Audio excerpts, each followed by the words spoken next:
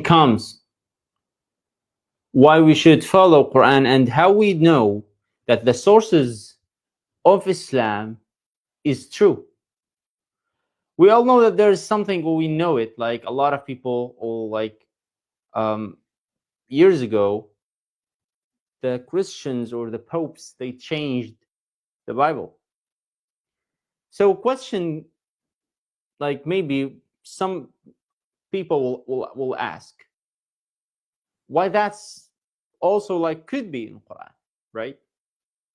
And that's why today I, with a note, I prepared something, and with no guest, there's no guest today, we were just going to talk about this in an academic way. So first of all, I just want to tell you that there's something in Islam, because the scholars, they want to protect the sources since the Prophet Muhammad, peace be upon him. So Prophet Muhammad, peace be upon him, he told the companions to write down the Quran.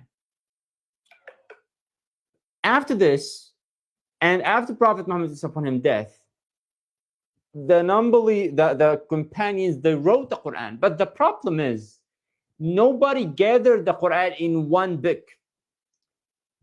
Papers here, papers there, verse here, verse there. Got it? And the point is, some, like a lot of, or many companions, they memorized the Quran. They memorized the Quran. But because there was a wars in that time, a lot of companions who memorized the whole Quran, they died. That's why the leader, Abu Bakr as-Siddiq, was the caliph in that time. He decided that he want to gather the Quran in one book, and this process started in that time. But there was conditions.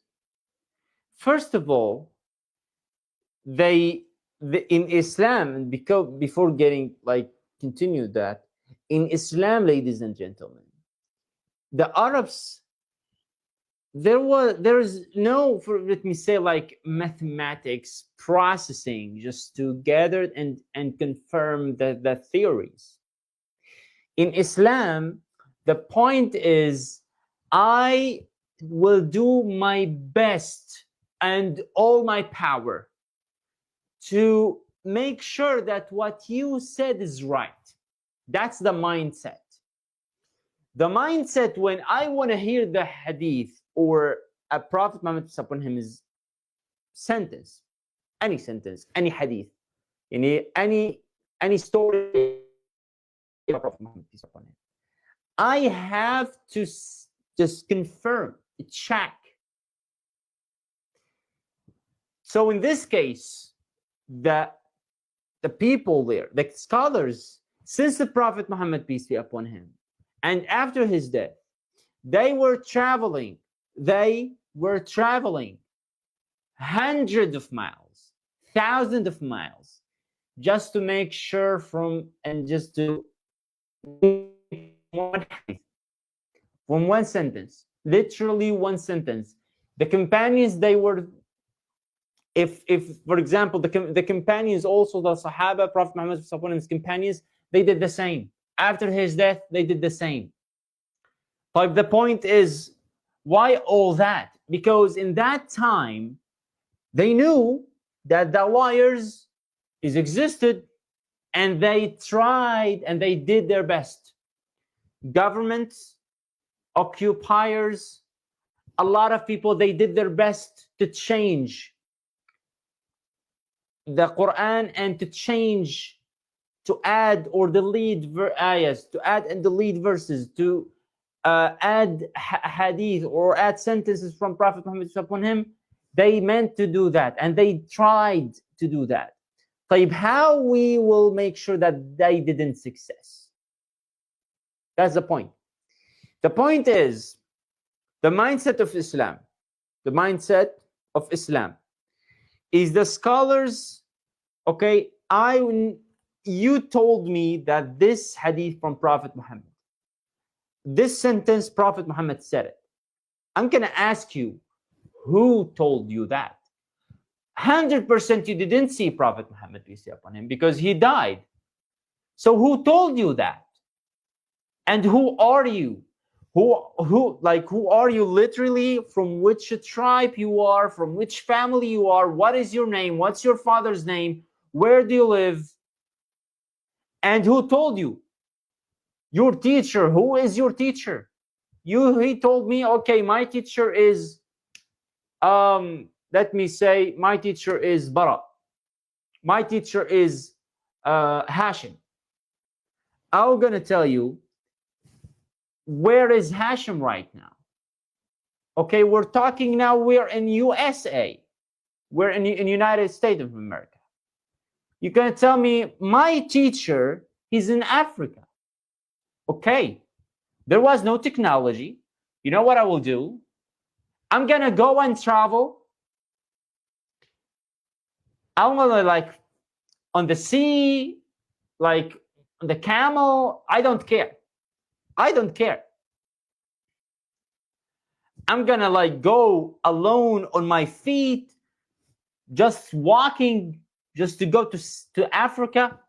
I don't care. It's one hadith. I have to know, that's my duty as a scholar, that this man said the truth. I'm gonna go to Africa and I'm gonna check. He said this. Okay, that's very good. I'm gonna to his teacher and ask him, does this man, or did you tell this man this hadith, this sentence? The answer is yes. That's very good. Now the next one, who told you that? And I'm gonna follow this and follow this. And if he died, I'm gonna ask the students and the families, and I'm gonna go check. Literally, I'm gonna spend. Maybe I'm gonna travel to from Africa to Asia to from Africa, for example, from Al-Andalus, from Spain, and they did that. They did that from Spain to Iraq. Then they will go to Mecca. They will do all this just to make sure from a hadith, from one sentence. طيب, a story came. A man, he was checking. A man, he was checking.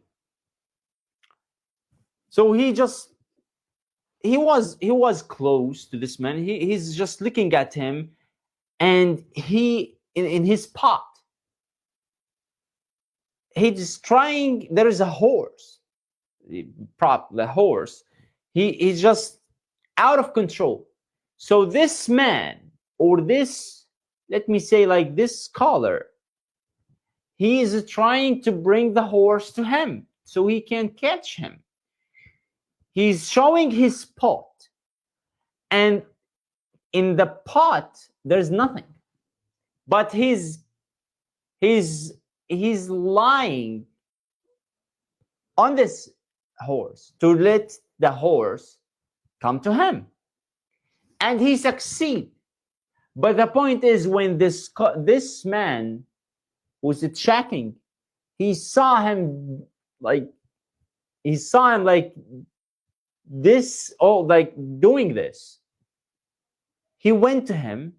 He said, I'm not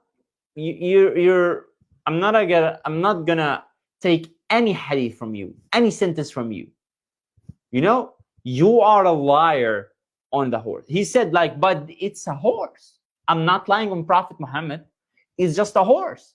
He said, if you lie to your horse, in this case, that will be maybe on Prophet Muhammad. How do I know? Cancel. Out. Salam alaikum. So that's the point. Time now, again, this is what I'm saying. I'm I'm just telling you some rules. So when I told you last episode with my guests, I told you, go to Sahih Bukhari, go to the Hadith, go to the books of Hadith.